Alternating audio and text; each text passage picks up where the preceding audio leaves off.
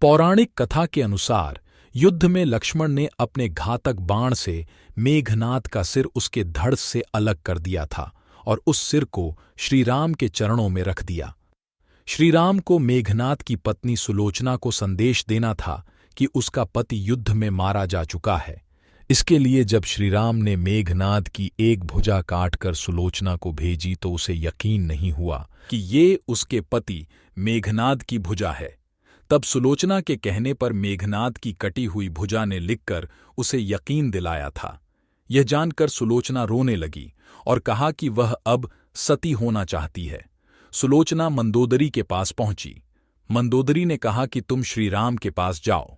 इसके बाद सुलोचना श्रीराम के पास पहुंची। सुलोचना ने श्रीराम से कहा, हे राम, आप मुझे मेरे पति का सिर लौटा दें ताकि मैं सती हो सकूं। सुलोचना की दशा देखकर श्रीराम बेहद दुखी हुए और कहा कि मैं तुम्हारे पति को अब भी जीवित कर देता हूं। लेकिन सुलोचना ने मना कर दिया, मैं नहीं चाहती कि मेरे पति अब जीवित होकर संसार के सभी कष्टों को भोगें।